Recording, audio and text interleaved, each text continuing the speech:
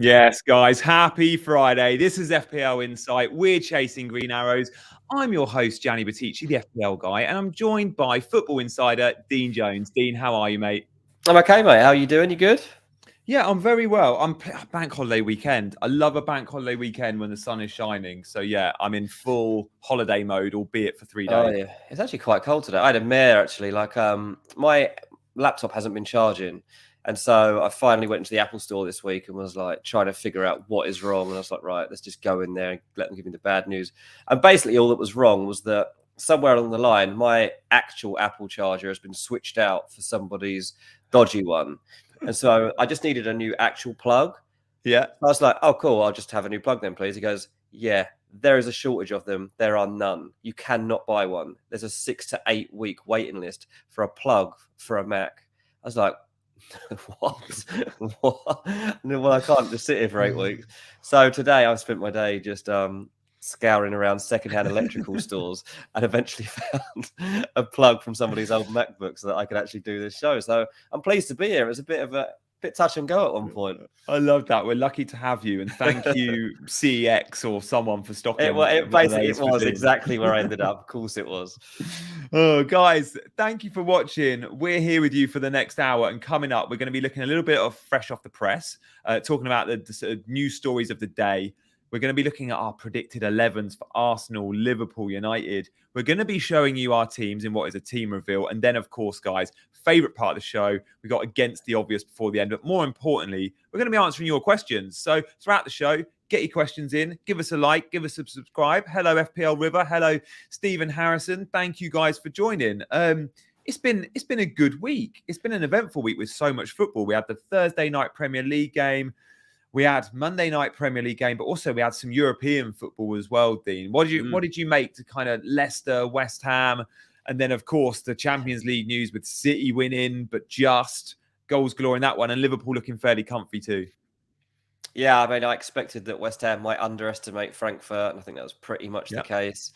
So let's see if they can turn that around. I personally don't think they will.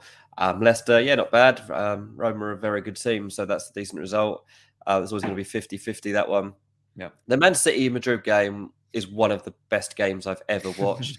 That was absolutely ludicrous. But for all the chances Man City created, I don't personally have them as favourites to go through anymore. I think not.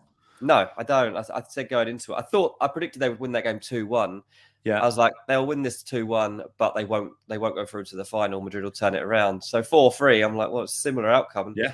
Actually, maybe even more so that Madrid, they've had 3 shots and they've scored 3 goals. Whereas City have had probably 7 chances. And yeah, they've scored 4, but they've only won 4-3. Like, this is just why I feel that Liverpool just have a slight edge on City this season. I know that most people don't have this opinion and everyone thinks that City are the better team and they will win their Premier League. I don't know, man. I'm backing myself with this prediction that Liverpool win the Premier League and maybe the Champions League as well. So anti-City, you, Dean. So I must be so pro-City. You've gone Liverpool for the league, and yeah, you're backing Real Madrid now in the champs. But look, I don't mind those predictions at all. I think many will agree, and I don't know. Bookmaker odds would be pretty split on both those things, I think. So yeah, fair play. Yeah. Guys, we're going to be doing comment at the stream later as well. So look, get your comments in, ask questions, but also comment at the stream gets a special little nod at the end of the show. Stephen's hit us with a question already. Love that. And look, we're not doing our Chelsea 11s. We're going to be doing Dean's Arsenal, Liverpool, and United predictions. So let's just focus on Chelsea now for a little bit. Do we think Reece James plays? He played so well against United. Tuchel has said it takes up more energy to play at wing back, so he can't play wing back every time, which is why we sometimes see him at centre back. What do you reckon, Dean? Does he get the nod at Goodison Park? Because after that, I think there's a week off or a week between fixtures. I think so. Yeah, I think Reece James plays, and actually, wouldn't surprise me if he was wing back as well. Yeah, I've just got a feeling that actually, yeah, it's probably best to ease him in for this one, and they got to play him, as you say, played him at centre back, and now if he's got through that, okay, I've got a feeling he might move to wing back and do some damage in that game. Like I think it'd be such an asset in that fixture, and I think that Lampard would hate to face him. as an owner in FPL, I don't know how us Reece James owners went into that double game week and only finished with 2 points. Like, that was a 20-pointer against United. It looked like one. It felt like one. He hit the post with his left foot. So many potential assists. But yeah, that 20-pointer from Reece James, guys, it is coming. Whether it comes at Goodison, I don't know, but hold him. Guys, we're going to move on to our next feature. Before we do, please do give us a like. Loads of you are in the chat watching. For all those that are, just hit that like button, please. It helps more people see the channel. Likewise, if you're new around here, hit the subscribe bell. We do these shows every Monday, every Friday at 7 p.m. And we look forward to you being on this journey with us. We're a new channel. Our first feature of the night, though, guys, is Fresh Off the Press.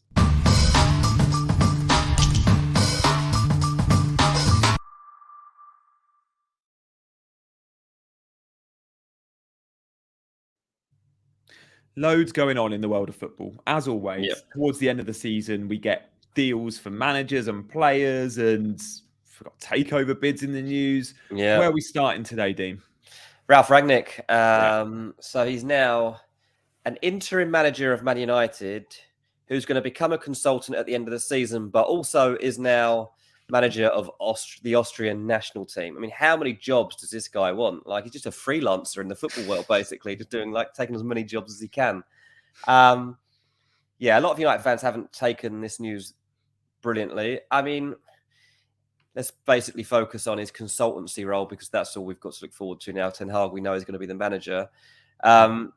Is it going to affect him, the fact he's now Austria manager as well?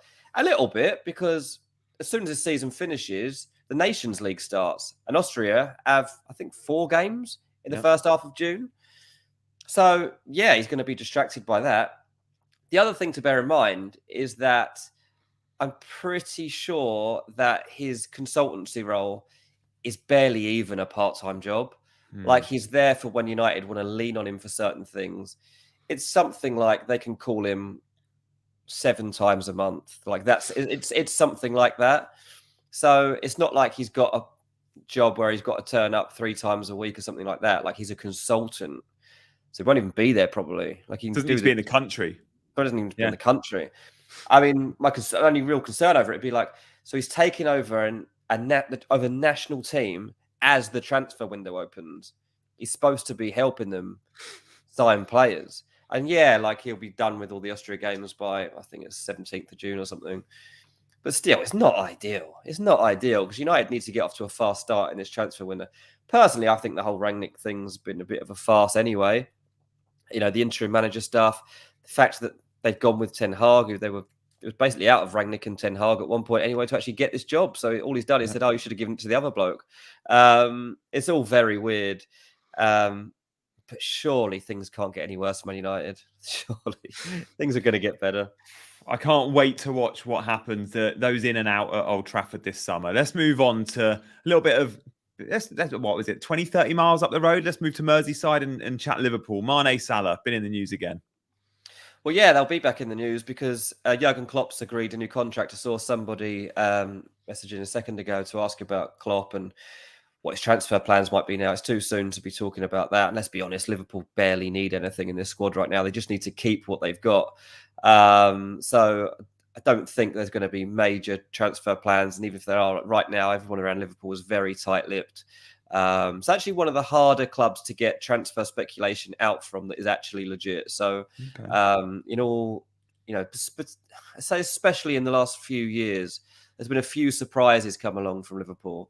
And it's because there aren't too many leaks that come under Jurgen Klopp and his reign. So I think Salah and Mane are obviously storylines that they need sorting out. They're both out of contract in a year's time. And, do they carry on? I mean, Klopp clearly is just excited by what's to come at Liverpool.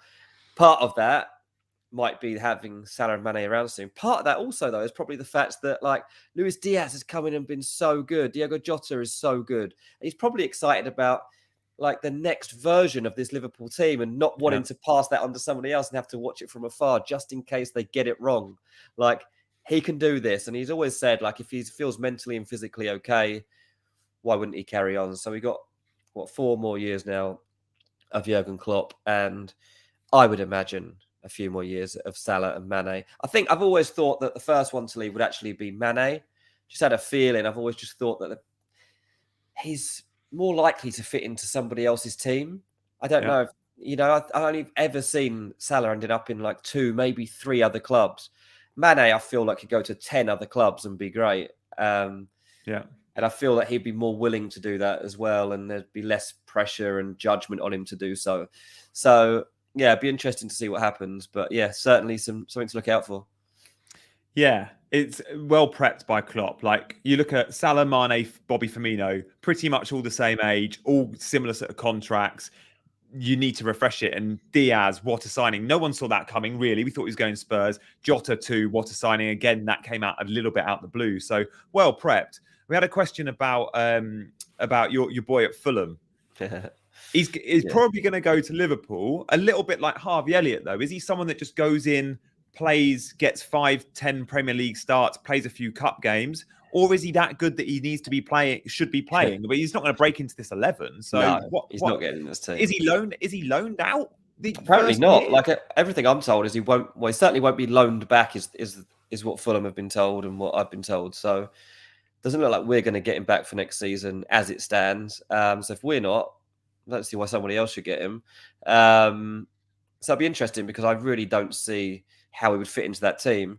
The kind of role that he plays at Fulham is not like a wide forward. He plays like as one of the midfield 3 and is like the most advanced of those and basically pops up in little holes around the box, makes late runs. He's brilliant. He's absolutely brilliant. But yeah, I'm not sure how much we'll see of him. We'll have to see if he can make his mark early on. How much will Fulham miss Fabio Carvalho? Nuclear says obviously a lot, but we need to buy somebody. And we will. We've been linked with Milinkovic-Savic. We'll be all right. Firmino is the obvious one to leave. Yeah, I guess so. I don't think he will, though. Again, that doesn't really disrupt the Liverpool 11. Like, how often have we seen Bobby Firmino starting in the Premier League this season? Like, It's not going to... Interesting to see if he wants to leave or not, won't it? I guess he potentially might, but I haven't heard too much about that. Yeah, one to monitor. Guys, we'll be getting more on Dean's take on Fulham in pre-season because, of course, FPL assets of Fulham will be on our radar. And, of course, inevitably at some point, we'll be talking Mitrovic again. Guys, coming up in the next 10, 15 minutes, we've got our team reveals, so stay tuned for that. I've got an interesting move this week. There's a massive differential that has rustled a few feathers in the FPL community just on my talk of bringing this guy in. FPL Rivers turning our attention, and rightly so, to Chelsea. What do we think to the takeover, Dean? We've had a bid out of nowhere today. Could be staying in the UK. Bid there. What do we think? No, I think that the American guy from the LA Dodgers has got this now. Todd Bowley, if that's how you pronounce his name, I'm not sure. But it sounds like he's won the bid, about £3.5 billion. Like you say, there was a late bid from British guy, but it's got a big task, whoever now comes in. And once this gets confirmed and given the green light, that they can start getting some things sorted out, because there's a lot to be sorted out at Chelsea, isn't there?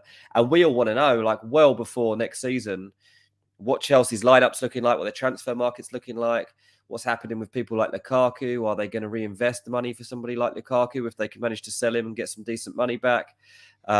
What's happening with contracts? Is Kante staying? Is Jorginho staying? Is Azpilicueta staying? There's lots of pieces to be sorted out. It's actually a transfer rumour today too that Real Madrid have got Reece James on their radar as a long-term successor for Danny Carvajal. So that was an interesting one. I can see that happening at some point too. So yeah, Chelsea's going to be really interesting going to next season, because they kind of have got to up the ante. They've got to make a significant sign-in after finishing this far adrift of Liverpool, Man City. You're not just going to suddenly catch them. Yeah, something's got to change, and I'm not sure whether that's one player that comes in, two, maybe Thomas Tuchel has a tactical rethink. We'll have to see. This summer is going to be chaos. It really is. Here for it. I'm very excited. Guys, okay, I think we've had quite a lot of questions in now. We'll probably be moving on now, I think, to our first proper feature of the night. Now, look, we do this every Friday. This is a regular feature. We look at 3 teams and we Dean predicts, with his useful info, with his insider information at these clubs, their starting 11s, right? So this week we're doing Arsenal, Liverpool, United. It's time for Pep Roulette.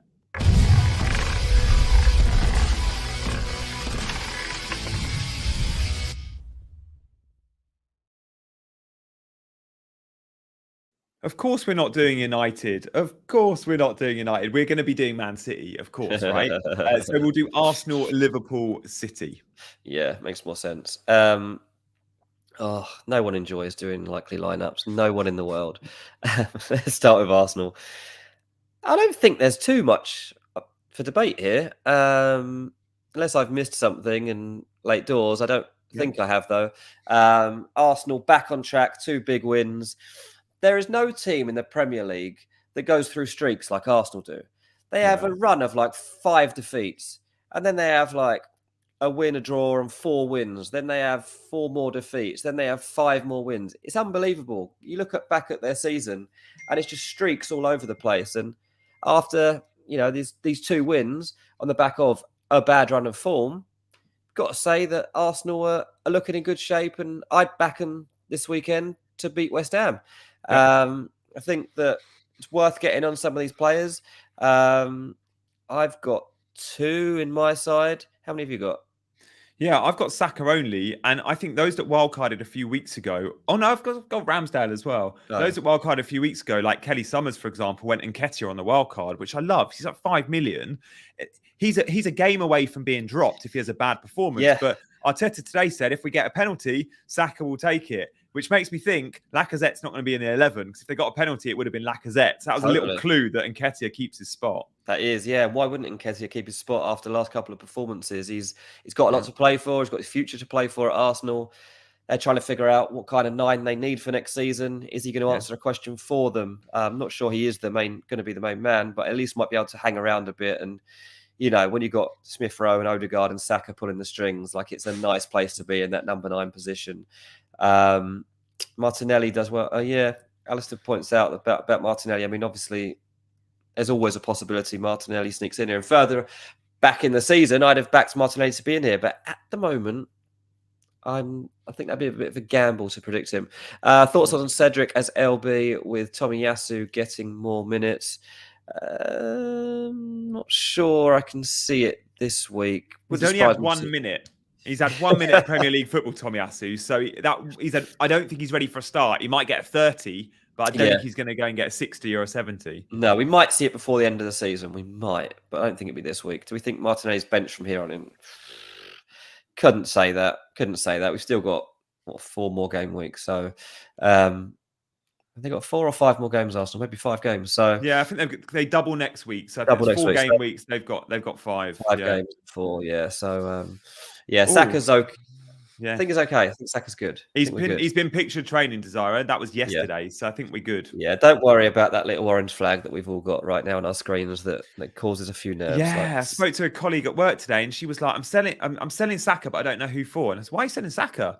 Well, he's orange flagged. I was like, "Yeah, but look at the press conference quotes. Look at the pictures. He's playing. He's fine." So I wish they would take those flags out. Imagine it was your job. It's like, right, go and put all the flags on all the FPL players. Like, oh yeah, I'm going to cause some chaos here.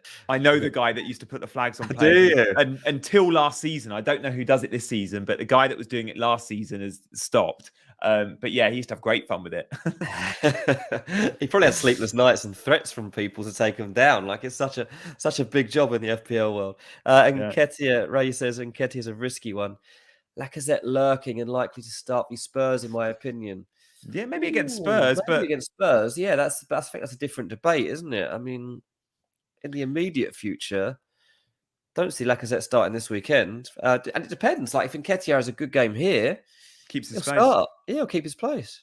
Yeah, I'm with you there. And I think, Ray, am I right in thinking, Ray, you are an Arsenal fan, aren't you? I'm pretty sure you are, despite your collection of football tops, which makes it hard to keep up. So you're in a PSG kit this morning on Twitter. Previn, Arsenal got 4th spot in the bag, Dean. It's still in Arsenal's hands, but still in Spurs' hands as well, because they play each other. Nobody's going to have this in the bag till about the 89th minute of the 38th game of the season, I think, the way it's been going. Look, it's all going to... Let's see what the North London derby brings about in a couple of weeks. That's going to be a massive fixture, and Arsenal need this win to make sure they're getting into that game week in the best possible place for them.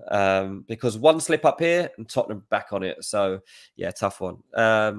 Should we move on? Should we move on to Liverpool? Yeah, let's have a look at Liverpool. This 11 it seems to be getting a little bit easier in recent weeks, the Liverpool 11, because we can look at the Champions League and go, Konate played, therefore Matip's in. Diaz played, therefore Jota's in. And the others, as Carragher said, it's kind of like a 9-man team with 2 spots up for grabs. I think so. And that's why, like, from people I've spoken to too, like, nobody swayed me away from picking this lineup. I mean, it's obviously, as you say, 1 or 2 positions that might be different. And the strength in depth now at Liverpool means that, particularly up front, there are all sorts of permutations that could crop up, and you wouldn't be totally surprised. Like, what if suddenly Origi started? I don't think he will, but it wouldn't be a total surprise if they decided to give him a run out. Tsimikas, left back. Like, at some point, Tsimikas is going to start a game. Exactly. Because Robbo will need a rest. Like this, Liverpool still have me a little bit nervy when I'm predicting my team, but when it comes to FPL, it's only really that Diaz Jota conundrum, really, isn't it? I think most people are confident over like your Salahs and your Manes that they're going to play when fit, but you're just wondering, like, to take a punt on Diaz or Jota, and it's hard to say. It's really hard to say. Personally, I'd probably be on Diaz if I was going to get on someone for the rest of the season, but when Jota plays, he scores. I don't know. And we know Diaz will definitely play the Champions League game against Villarreal. Exactly. And Tuesday's schedule, the Liverpool schedule was Wednesday, Tuesday, and then obviously a Premier League game in between that. That's 3 games in 7 days. Like, they can't all play. And Nuclear's saying about Hendo. Well, no, Hendo played the Champions League game. Keita will probably come in, I'm with you, and then Hendo will play again against Villarreal. I'd imagine so. I mean, the only thing that I guess adds another layer of doubt to this is the fact that Liverpool won pretty easily, right? They had to go through the motions, and Villarreal barely threatened. So it's not the most difficult Champions League semi-final that anyone's ever going to play by any means, but they still really need to get there and go ahead in that game and kind of ease the nerves and really put it to bed. You can't be resting players from the start of a Champions League semi-final just because you're 2-0 up against Villarreal. Like, they'll still put out their strongest team, I think. And I think that Henderson will be considered that for that setup. We'll run through some quick fire questions here. Are you captain Salah? I'll take that one. I wait for my team reveal in 5 minutes, but I don't think I'm going to. Look, that Newcastle game is difficult. Like, mate, St. James, I can't believe you're still gambling on Salah. I know. It's a weird one. Like, it should be a set and forget. But I look at it and think, if Liverpool go 2 or 3-0 up, sure, he'll probably be involved in 1 or 2, but then he'll be taken off. He'll get 70 minutes because at some point he's going to need a rest. He's been playing 90. And then I think St. James's Park, I think Newcastle have won something like the last 6 games. Like, they're so good at home. And I just wonder if they actually give Liverpool a really good game here, which is why I don't think we'll see mass rotation with Tsimikas coming in, because I think this is a really tricky game. When you look at the Liverpool fixtures left, this is one of the more difficult ones. Yeah. No, you're right. And it is definitely one of the more tricky games. And I'm not taking it for granted that Liverpool go there and beat Newcastle like 4 or 5-0.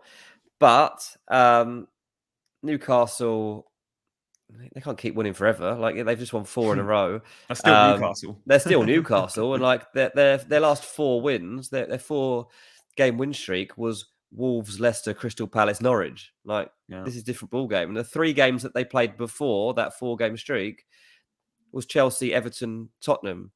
They lost all 3 of them, and Spurs smashed them 5-1. So, like, come on, there's always going to be a bit of recency bias here. And like, look, of course, like, Newcastle have been much better since January, and at home especially, they are good. Like, all those 3 games, like the 3 defeats I just read out, they were all away from home. So it is a bit different. But this is Liverpool and this is Newcastle. So Liverpool beat them 3-1 earlier on in the season. I'm still expecting that kind of scoreline. I still think Liverpool score 3 at St. James's Park. Like, Newcastle haven't improved that much from as far as I'm concerned. How good can Dan Burn be? Is the question. Well, he has actually been very good, but yeah, that's exactly the question we'll find out the answer to. Eddie, I don't think we'll see Gomez in this game. I wouldn't be surprised if perhaps he does get 1, but maybe that's like, I don't know.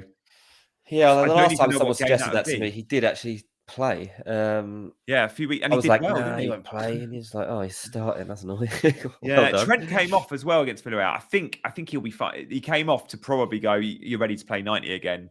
I look at the run-in and just think they can't take too many risks, Liverpool and City. So, look, with that in mind, let's look at the City team, because City are so hard to predict, especially when there's Champions League games either side. So what have you done? What have you gone for here, Dean? Because yeah, they are. I think I'm with you every step of the way. I think I agree. Possibly Bilva or Gundogan. That's the only tricky one. I'm thinking this 11 could be nailed. Yeah, I agree. I just think like Bernardo's so important for the Real Madrid game. Yeah. That I just got a feeling like if he was to have to shake this up a bit, then he would do this here. Up front's obviously tough. I've gone Grealish, Foden, Sterling. We'll talk about Gabby Jesus a little more later in the show, but it's a tough one. There's no doubt about it. And like even speaking to I was texting a couple of the journos, and they're like, obviously I don't know. Like I can have an educated guess based on what I see every week, and this is what I go for. And they did all go with what I've said here. I know, and quite a few people are surprised that Foden is in this lineup. He missed a Watford game, didn't he? He's had a rest. He's had a rest, and he's going to play. I'm convinced he plays in this game. I hope so, because he's in my team. So yeah, I really hope he does as well. There's a Twitter account called Jump the Wave. Emma, she's great. She looks at some journos and fans and compiles their 11s. I think it's 14, 15 of them. 52% have said Foden will start. Oh, really? And I think I prefer us at 75, 80% likelihood. Like I think I'm more I'd be way more confident than 50% on that one. Look, it's Pep, so you never know, but I think he starts. Yeah, I think so too. I think that he won't play the whole game, I don't think, but it's a tough game for Man City too. Like they want to make too many changes. Like as I say, like asking about Foden or Jesus, like it's tough. But I'm going to talk about Jesus later on, so I don't want to go into too much detail on that one. Yeah, good stuff, guys. We've teased. Ray's asked for Foden or Jesus. Yeah, Jesus, I think, has earned his place for that Real Madrid second leg, and with that in mind, that would be 3 out of 4 starts. I don't think he's going to get 4 out of 4. Diaz versus Laporte. Well, I think they both have to play, don't they? Because Stones is injured and Walker's injured too. They've got a few. Yeah, unless they brought in Nathan Ake, which I think is unlikely. Yeah, I mean, trip to Ellen Road never sounds easy, and under the new manager, they've been a bit tighter at the back. I do think City win that game, but yeah, it's not a gimme. It's not a gimme, this one. Under Bielsa, it felt like more of a gimme, although Leeds, I think, did actually beat City under Bielsa. But no, I think it's more tricky, this one. Pep won't be too complacent. No, absolutely that. He's got to manage the squad quite carefully, hasn't he? Because there are little issues coming in, like Walker and Stones and stuff. Yeah, a bit tricky. Guys, let's stick with the City theme as we tease our team reveals, because this week, I'm pretty sure I'm bringing in a Man City player. Let's see who it is with our teams.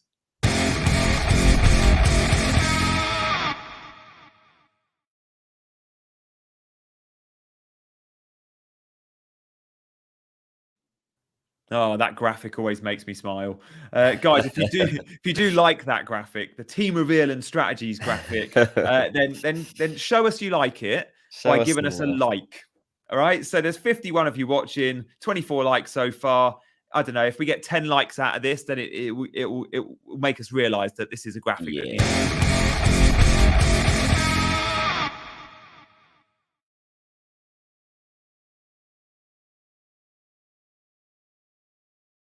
There we go. Got to be worth a like. It's like I posed purposely as well, isn't it? Yeah, bang on. Here we go. I've got 1.9 million in the bank. Okay. I've got a free transfer. I mean, you look at that team and think, oh, Breuer's the weak link. Like, he's not even guaranteed to start. When he does start, he never gets 90 minutes. Yeah. So Breuer could come out, or I could bench Breuer and Rafinha could come out. Now, Rafinha doubles next week, but it's not a great double. He's got Man City this week, and he happens to be more expensive, right? I don't have the money to go Breuer to Watkins, which I was looking at. I really like Aston Villa's fixtures, and I know Watkins is a bit of a rogue shout. But Rafinha out to Foden, as you can see on the graphic, is my likely transfer. And I'll likely be doing it in the morning just to make sure there's no more news that I want to be across. I need to still go through Man City's training pictures just to make sure he looks good, although nothing came up in the press conference. I think he starts. As Dean predicted, he will start. As I said, Twitter seems pretty torn on it, 52%. But I think with the rest against Watford, knowing there's 8 days between the 2 Champions League games, I really hope Foden plays. And look, even if he doesn't, you know he's going to come off the bench and still get 20-30. And Foden with 20-30 can still do things. So ahead of the double for City next week, I want him in. Like, they've got a great double next week as well. So yeah, they have, yeah. I think he comes in and then I go to a 4-5-1. And look, the team picks itself. Captaincy is a real tricky one. Like, Dean, I think you might be veering towards Salah. I think the other captain options for me this week are Foden might be a bit risky. Yeah. But Kane and Saka, I think, are both options. Like, West Ham have got no centre-backs. Dawson's suspended. They've got their eyes on Frankfurt. Yeah. Saka's been on penalties. Arsenal have scored 7 goals in the last 2 Premier League games against United and Chelsea, I think it is. Yeah. So would you consider Saka or Kane? If I had Kane, I would consider that because he's got a good record against Leicester, and obviously Leicester have got a big second leg coming up too. So if I had Kane, I would probably captain Kane, to be honest, ahead of Salah. I haven't got Kane, and so I will just stick with Salah and play the odds. But yeah, I mean, obviously your team's great there, and it is interesting that you're taking the punt on Foden because it is a bit of a punt. Yeah, it is. It is a bit, but it's punty. It's more with 36 in mind. Game week 36, they play Newcastle and Wolves. Yeah. And because they're not in the FA Cup final and their Champions League final's not to the end of the season, we get to a point after this week where Man City, after that double, then go back to playing 1 game a week with West Ham and Aston Villa to end the season. Yeah. And I look at those games and think, I don't think we're going to see mass rotation. This might be the last game of big rotation we see at Man City, and it might be for Leeds. But again, I'm not convinced we see it. So yeah, I can't. I'd love KDB. If I could afford KDB, he'd be in this team. But without selling Kane and taking hits, there's no way I can get KDB in. Yeah, and we've got to remember as well, like with Man City, like they're focused on the Real Madrid. Like they also have a focus on the league. They're only 1 point ahead of Liverpool. Like they've got Leeds away. Like it's a tough game. Yeah. They've got to play a strong team. They can't just presume they're going to go there and win 3-0 because that won't happen. They're really going to have to work for it. So I think Foden will play. I saw somebody ask about Havertz. Yeah, CTK says Havertz will be benched. Very poor versus United. I didn't see that much of that game, actually. He missed 2 big chances. He still got the chances. He came off at 70. Tuchel said something along the lines of, like, could be tired, approaching the red zone. But again, this is one Twitter's torn on. 50% think seems about 75% think he'll be benched. Personally, I think Werner will be benched, and I don't think you can risk Pulisic and Lukaku playing together in a Premier League football match. I don't think either of them have shown enough, so I think it'll be Havertz with one of those two. Dexter says Villa play Norwich, and then they've got 2 double game weeks. Villa play Norwich and then back-to-back doubles, and Coutinho is the big transfer in this week, and look, rightly so.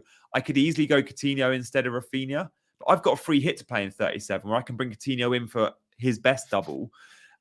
I do think he could do bits against Norwich, but I still want Foden for 36. So I don't mind that move. Coutinho, I'd definitely go Coutinho over Ramsey, though. Would you, Dean? I mean, Ramsey's box to box, but Coutinho's got a bit of magic in him. Yeah, I mean, it's a weird one because if I was picking on form, I'd go with Ramsey because he's been playing better. Like, Coutinho's not done anything for ages. But does that mean he's due a good game? I mean, there's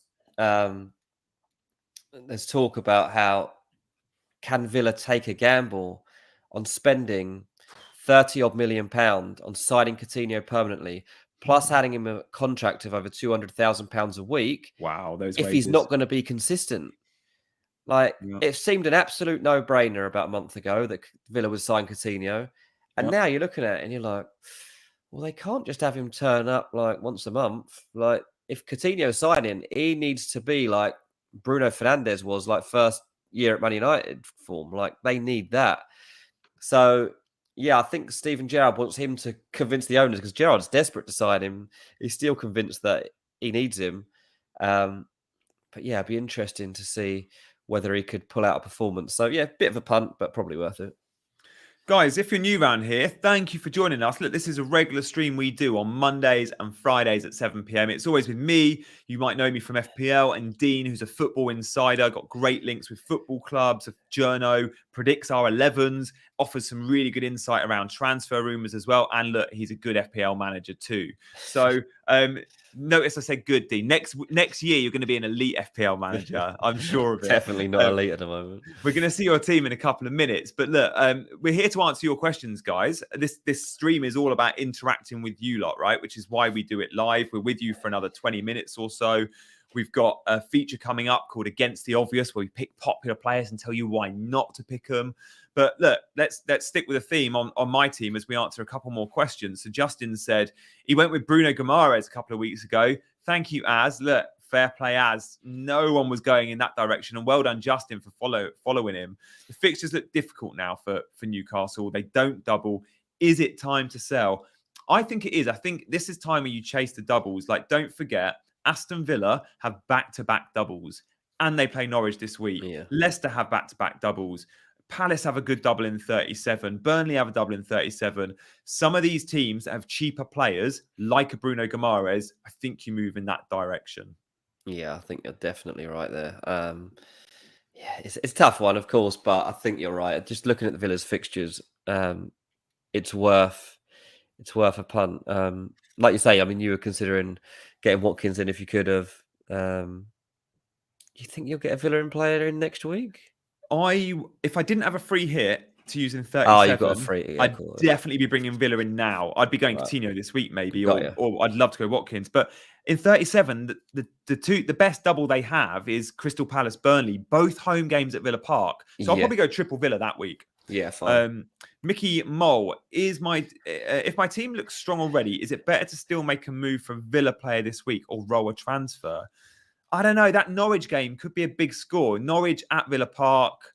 They'll want to put one over on their own boss, Dean Smith. Many of them weren't a fan of Dean Smith by the time he left. What do you reckon, Dean? Would you move for Villa now? I think I would. I think I would. Yeah. I mean, you'll see in a minute. I have. So you'll see any second. But yeah, you might as well. I mean, it's Norwich. You might as well take the extra points. Like, unless you've absolutely convinced of your midfield and attack, I presume you're getting a Coutinho or a Watkins. But yeah, do it. Do it now.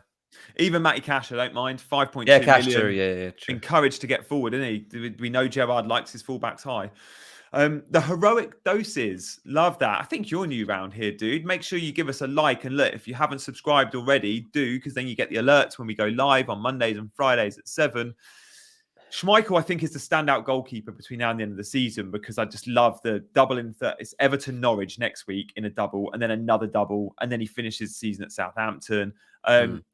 But Foster this week probably has the better fixture. Like Foster, Burnley at home versus Schmeichel, who goes to Spurs. I think you probably back your Watford keeper. It's got to be Foster, isn't it? Yeah, I think so. Yeah. I think he just sold his podcast to Spotify as well. He'd be so happy at the moment. Get him in. Oh, did he?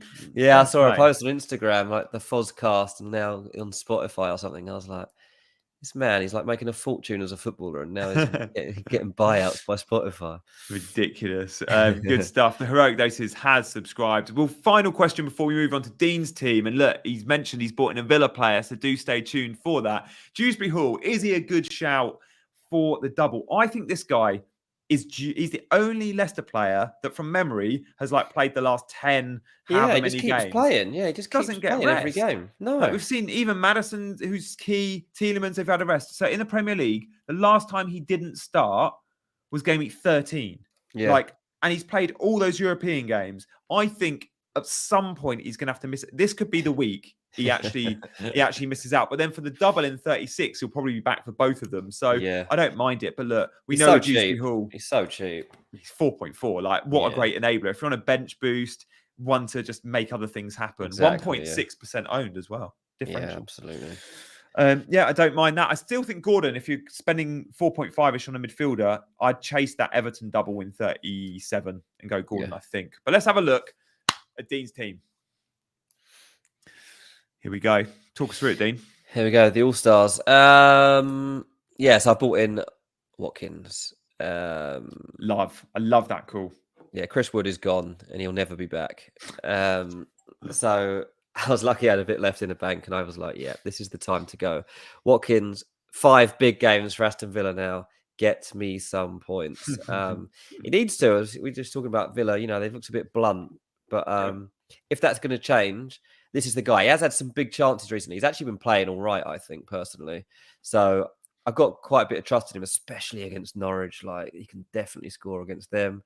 Midfield, like on paper, it looks great, but there are a couple in there, like Foden and Havertz, where I'm like, they're both 50-50 to start, according to Twitter, as you say. So we'll see. And Rafinha's got Man City, so yeah, good luck. Glad Rudiger played against Man United. Because that makes up my mind that he doesn't have to come out now. I wondered after the transfer decision if they would definitely stick with him. I thought they would, but that reassured me a bit. And the rest really takes care of itself, to be honest. I mean, Werner hasn't hit the form I was expecting. I transferred him a few weeks ago. He hasn't really turned into points, unfortunately. But you were unlucky there. It was worth a try for the double. Goalkeeper, we just spoke about Ben Foster. Do we think... I think Brentford score at Old Trafford. I don't know. This is the one that's... I was looking at this afternoon, actually, and I was like, I don't know, because Burnley are looking good. Yeah. Burnley are good now. Yeah. Like, they have to be good because they're trying to stay up. And Brentford... I think Brentford will beat Man United, so... Yeah, maybe I'll switch it over. Taher does get the save points, though, doesn't he? That's true, and he has done that a couple of times recently too. Even I think got save points last night, didn't he, against Chelsea? So, I'll have to weigh it up. But I do have a feeling that Brentford get something from that game. Yeah, so that'd be interesting. Tiffany says no Spurs coming in a later game week. Look, Spurs have gone for me now. I haven't been on them for weeks and weeks and weeks, and I can't get Kane. Son, I probably could at a stretch, but it's gone now for me, to be honest. Yeah, they've got the double in 36. It's not a great double. They do end the season, though, at home to Norwich. That could be a big score, which could be a lot of fun. Yeah, that's true. That's true. Maybe for the last game, I'll have to consider that. Yeah, you could easily... I mean, if you save a transfer, Havertz and Werner out to a Son and I don't know, a mid-price forward could work. Yeah, I could probably do that, actually. That might be worth a shout for last day. Ali Max asked about Ronaldo. Last home game, worth a hit. Last home game this season, sure. But they've not been pulling up trees at home. Ronaldo is the only Man United player. Well, he is. Yeah, that's the thing. Like, everyone's saying, Ten Hag will get rid of Ronaldo. Well, good luck, because nobody else is playing well at all. Like, get rid of Ronaldo, you're bottom of the league.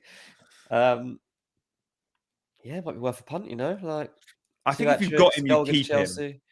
I think you've got him, you keep him. I'm not sure you buy him. No, I don't know if I go searching for him, but... You can't search for any United player at the moment. No, really can't. They're awful. They're genuinely awful.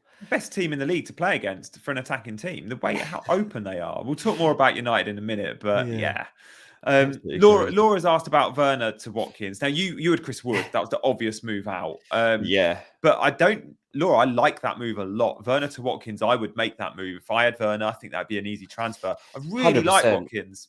Yeah, 100%. And say if anyone but Chris Wood probably in that other spot, and it might have been Werner that was shifted out. So 100% go for that move, especially with their fixtures like we've been talking about.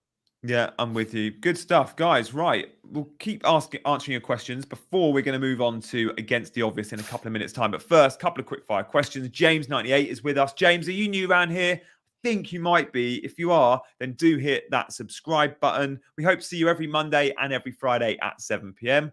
Coutinho, Kane, Dewsbury Hall, versus Son, Richarlison, and Odegaard on a wild card. Ooh, I like the look of Coutinho, Kane, and Dewsbury Hall, I think. Already got Watkins and no free hit. Okay, so if you've not got a free hit, I think I'd go Coutinho, Kane, and Dewsbury Hall. 100%. What do you reckon, Lee? Yeah. 100%. I'm not touching Richarlison with anything. And even Odegaard, it's like, okay, he's a great player, but a bit flaky in FPL. Dexter, Kulu for Rafinha. Kulu's a weird one to be transferring in now. I think I own Kulu and I'm not looking to sell him. Would I be searching for him and bringing him into my team? I mean, Rafinha hasn't been doing much, I guess. Like, that is the one. No, but if you already got Saka? If not, then you swap the two. You go Saka and Rafinha. And if you can upgrade to a Foden, then you go Foden. But if you can't, then or even Coutinho. I prefer all these guys, I think, to Kulu this week. Yeah, I think that's fair. Last one from John before we move into Against the Obvious. And if you're new around here and you haven't seen Against the Obvious, it's a whole load of fun. Stay tuned. Burn and Havertz to Cash and Zaha. Free hit 36 and 38. Nice. So you just need to prep your team for that 37, right? And in 37, we see Palace and we see Aston Villa double. So I like those moves because you'll get double game week out of Cash and Zaha. Yeah. That's what it's all about now, isn't it? It's like optimizing how many games you can get out of your team in the last few weeks. Like, that's, I guess, the perk of watching these channels and tapping into your knowledge and your scheduling, because there are definitely people out there in your mini leagues and stuff who won't be quite aware of the little bonuses that you can pick up, particularly in 36 and 37. Yeah. Like we might just be sleeping on those Palace or even Everton and Leicester assets for 37. Maybe. Like Zaha's on pens, 36 fixtures. Has been well covered. 37 has not. Yeah, it's the rubbish teams, but they double. I know, that's the thing. Got some good players. It looks weird, doesn't it? But you're like, well, still 2 matches. Yeah, and the likes of Zaha, he might be playing for a contract to move. One to definitely monitor. I like that move a lot. Okay, guys, coming up is Against the Obvious. First, we're going to have Dean's team. So look, check out this graphic, and then we're into Dean. He's going to tell you who not to pick this week in Against the Obvious.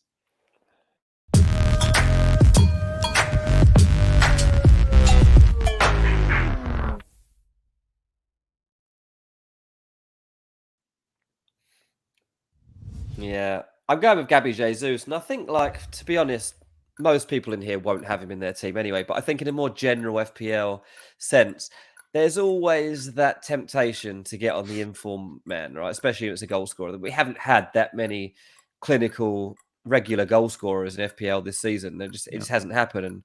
And, Jesus off the back of 4 last weekend and 1 in midweek, you think, well, hang on. This might be it then, especially if he's trying to play for his future and Haaland's coming in. But, Man City going into this Leeds fixture is definitely not a guaranteed starter. No. If this was the Leeds that we saw before Jesse Marsch arrived, even if it was the Jesse Marsch of the first 2 games he arrived, I'd be tempted. But Leeds have really shored things up at the back. They're not going to leak many goals. I just think Jesus is still a bit of a gamble. Recency bias, like I mentioned again, has come into this for a few people at the moment. Don't go on Gabby Jesus. Just stay off him. Yeah. I like that call a lot. And I've seen a lot transfer him in. Yeah. But I get it. I do get it. Like, he still might score, even if he comes on. It's the chance he scores. He's obviously be very confident. But, you've also got to think beyond 1 game week too. And, he will play. Pep really trusts him in big matches. Played against Liverpool, played against Real Madrid. He can carry out roles very, very well. And I think that Pep might want to protect him for this one. So, yeah, I've just got a feeling that he doesn't play.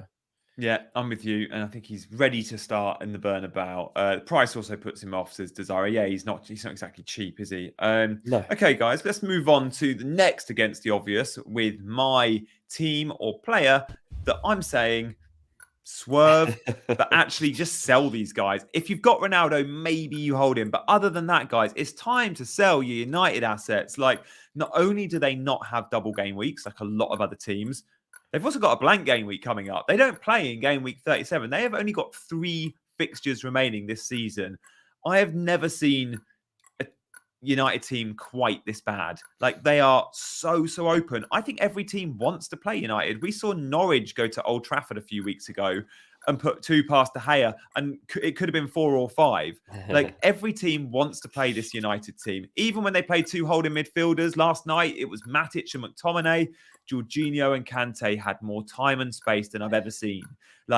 Teams want to play United. I think Brentford could beat them this weekend. I can't see clean sheets. I can't see many goals. It's time just to get off United. Nucleus nailed it. I chose the whole club because they really are nuclear. Quite simply, that bad. Get rid. Unbelievable. They're supposed to be fighting for the Champions League. They've got Ronaldo. It's supposed to be the next big United team. You've written them off with 3 games left. I know. I mean, Ten Hag must be watching this, watching this stream. Going, I need 6, 7 new players. I need a whole new core. I need a whole new spine. Like, it's so much work to do in the transfer market for United. You're going to be busy this summer, Dean, reporting on I am going to be United. busy. Yeah, we did an episode actually on Ranks the other day about transfers to expect this summer. And I was like, yeah, look, last summer was massive because we had Ronaldo transfer, a Messi transfer, a Sergio Ramos transfer. But this summer will be the biggest transfer window we've ever seen in terms of like the big names actually moving around. So many of them are going to do it, and so many big clubs have spots to fill. So it's going to be really interesting. Punter says, Gianni, the producer of the show, is a huge Man U fan.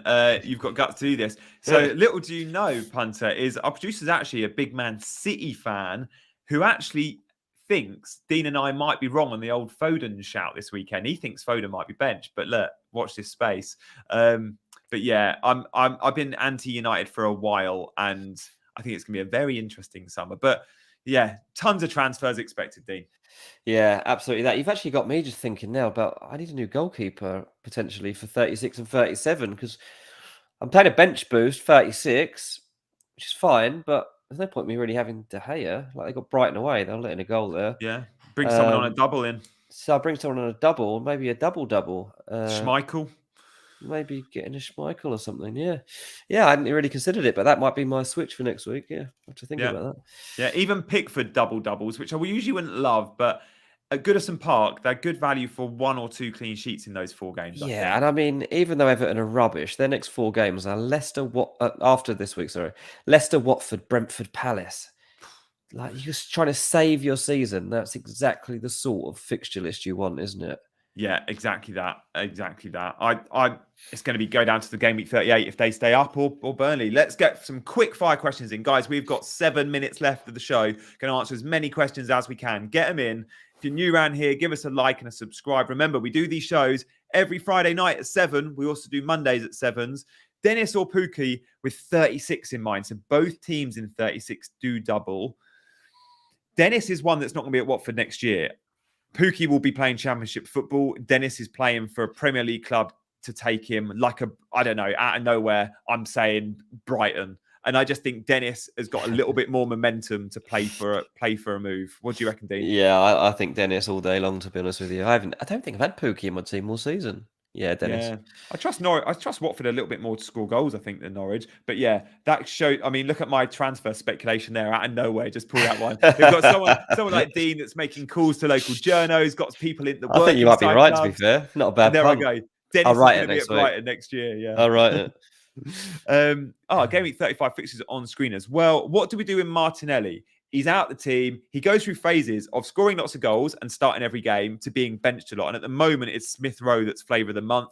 Only one can start. Do we sell Martinelli or Rafinha? I would probably sell Rafinha because you've got more money in him and hope Martinelli come game week 36 when Arsenal double is back in the team. So I think I'd sell Rafinha to a Coutinho or a Foden. If you don't have Saka, go there. Yeah, I mean, Martinelli, he hasn't had decent points, really. Like, game week 18 against Leeds, he got 15 points. He's been a good run up to that point. Since game week 18, he's had a 6 and a 7, nothing else. They're all 1s and 2s and 0s. Yeah. This is not a guy to be jumping on in the last few weeks of the season. Milan, it seems like loads have got 2 free hits left. We had a couple of questions that are free hit in 36 and 38. I'm a bit jealous of that, but knowing you've only got to set a team for 35 and 37, I would go for Villa because they double in 37. They have Norwich in 35. Foden doesn't have the doubles, and therefore it's Watkins or Cash. I'd flip a coin. I like both those players a lot. Like I think 37, the double Villa have is Crystal Palace and Burnley, and then you've got Norwich this week. Yeah, absolutely. Yeah, go for either of them. Nuclear, Dean, would you go Broja to Nketiah? I'm jealous. Get rid of Broja. I wish I could get rid of him right now. I can't. Yeah. I can't get rid of him. I think he's done, Broja. Nitesh, who to captain, KDB or Salah? KDB's a nice differential option this week. Leeds away, he's going to start, but it's Salah. I think I would go KDB, you know. I mean, actually, out of the two, thinking about it logically, I probably... I don't know, actually. I think you toss a coin. He's a man possessed at the moment, KDB. He is. He's an absolute machine. But But Salah might just score 2 at Newcastle. Look at your mini league rivals, Nitesh. Yeah, basically do that. Yeah, that's a good point. It's all about who they've got, who they're going to captain. If you need to make ground, KDB's a nice shout. Gaurav, give your Chelsea starting 11. Okay, I won't go through them all, but I'd say the big calls to make are who plays up. Does Reece James play? Yes, I think he does. Dean said the same earlier. And that front three, I don't think we're going to see Mount, Havertz, Werner. They've had the last couple of games. They've not impressed. I think Mount's a shoe-in. I think Havertz still gets the nod, which makes me think it might be Werner that comes out. It'll be Pulisic or Lukaku that comes in. I'm tempted to say Pulisic comes in. I think Pulisic comes in. Yeah, I think Pulisic comes in. I think Pulisic Lukaku. Yeah, interesting to what happened to Lukaku now. I mean, he's been waiting for this takeover to be confirmed, and he's heading straight in there for talks about what happens next. I think he's a goner. Yeah. I want to ask you more about Lukaku and where he goes, but perhaps we'll hold that for next week's stream where we'll get Dean's take on that. Because a lot of money. Does he go back to Inter? Is he going to Paris? Previn, Laporte for James. I wouldn't be selling Reece James, guys. Like, I know we're worried about that rotation, but he looked fine. There was no signs of him needing to come off. He played 90 minutes at wing back. He could have moved to right centre back if Tuchel thought he needed to preserve him. I think James has got a 20-pointer in. I really do. Mickey Moy, good to see you back in. I want Vardy in 36. Really? It'll have played against Roma. Vardy won't start this weekend, and he will start against Roma. And then he's going to need a rest again. Or he might pick up a reoccurrence of an injury. I wouldn't be backing Vardy for successful starts. Vardy for 36. No, I don't think I would. Madison, if you want to go Leicester, I don't mind. Yeah. I think it's high risk. Very, very high risk, I think. Either of you going for broke, says Tiffany, or playing it safe with the running? I'm going for broke. I'm buying players like Foden who are you are. Yeah, you totally are. Holding Havertz. I'm not captaining Salah. This is the point in the season, guys, not to play safe. Like, if you want to have 4 or 5 weeks of fun to really see those big green arrows, and look, we're all about chasing green arrows, you've got to go a little bit rogue. Yeah. I got Watkins. I mean, there's definitely a chance. I'd probably take some minus points between the end of the season just to try and get ahead on someone, try and finish a little higher. Why not? Exactly. To me, it depends what your targets are.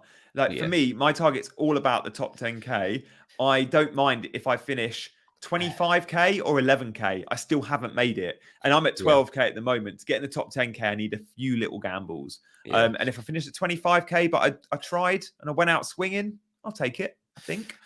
Yeah, my ambition is normally to win my mini league, which wins me about 500 quid. This season's gone so badly. I'm trying to stay out of the relegation zone, which means that you pay for a curry for your mates. So that's my thing. I don't want to spend 200 quid on my mates.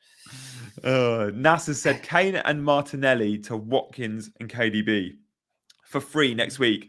Yeah, I like those moves, I think. Yeah, 100%. Yeah.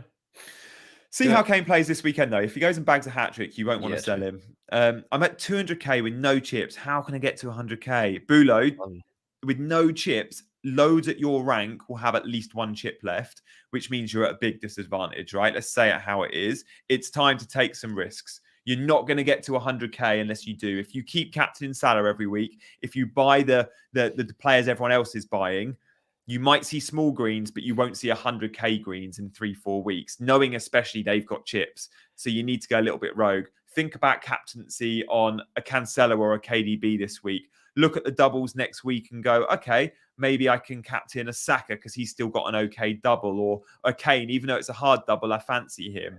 Look a little bit outside the box, or you're not going to get those big greens. That is very ambitious. Fair play. Yeah, it really is. Guys, we've got loads of you watching at the moment. Thank you for watching. And look, don't forget, when we go in a couple of minutes' time, you can go back and watch the whole show, because we started the show with some really nice talk about the football news today, touching on Ralph Rangnick and Sane and Maladiels and the Chelsea bid. All great insight from Dean of Football Insider on this news. We obviously look back at the week just gone. We did some starting 11s, which were fantastic. We looked at Dean's predictions for Arsenal and Liverpool and Man City. We, of course, showed you our team. So go back and have a little rewind at the end of this show. We've got a couple more questions to get to before comment of the stream, and then it's going to be a good night from us. How many goals will Mitrovic get next season? You're the only one that can answer this, Dean. 12. 12, I'm going. I see I'm 40 now. Is it 40 or 41? I've lost count. But Yeah, I'm going to say 12. He's It's on pens very... as well, though. You think He might not 15? be. He might not be in the Prem. Fair. No, he might not be. Yeah, he's He's gonna not. be 30-40% owned in game week 1, I reckon. If he's priced where we think he'll be priced, around 6.5 Tony sort of money, Yeah, he's he gonna can't be go any higher sky than high that. ownership. Yeah, he won't go any higher than that. Yeah. But he'll be in Yeah, your we'll team, will see. he? He'll be in the team. I mean, we just got to see who's going to be providing the chances for him, because it'll be Harry Wilson on one side, which is fine. Yep. The other side is this season has been Neeskins Cabano. It won't be him next season. So see who Fulham managed to sign on the other flank. Tan Boon Kang says, differential captain for the week. I would look at Watkins as a really rogue shout, or a Man City midfielder, your KDBs, even your Fodens as differential. Like everyone's going to be going to Spurs because they're so good against Leicester, or of course Salah because he's Salah. Yeah. Outside of that, I think Saka against West Ham could be an option too, Dean. What do you reckon? I hope so. I'm not going to gamble on him, but I just hope he gets me some points this week. You're right, though, because West Ham, no defenders, focus completely on the second leg of their Europa. They might even drop someone like Declan Rice. I don't know. They've got to make sure that they've got their strongest team available to them in Frankfurt. Yeah. They cannot lose anybody else. They don't have the depth in the squad to do that. They're not going to finish in a Champions League position in the Premier League. Okay, they don't want to drop off anymore in the Premier League, and they've managed to hold their form reasonably well. They're like win, draw, loss, win, draw, loss. They won't win this game anyway. So I go, I think Saka's in for a big week, and he's be looking forward to it as well. Tiffany, FPL Firefly, thank you so much for being with us. It's been great having you interact with us the last few weeks. It's been a fun hour. It's been jam-packed. Before we go, we're going to have a look at comment of the stream. Who wins? Comment of the stream this week. FPL River. I've just set up a Just Giving page. To buy Chel. Amazing. He wins it every week. Yeah. Good chat. Every week. Good chat. Nuclear Atoms has come close a few times. But look, we'll be back with comment of the stream next week. Do tune in on Monday and Friday. Guys, Monday, Dean's not going to be here. But for 1 week only, we're going to have a special guest replacing him. Now, it may or may not be a well-known face from the world of FPL. He or she, yeah, Mo Salah. Salah's in. He or she might even be someone you know from the FPL show and BBC Sport, and might be a really good, amazing FPL manager. So tune in on Monday, 7 p.m. Thank you guys for watching. I've been Gianni, he's been Dean, and we've been chasing green arrows.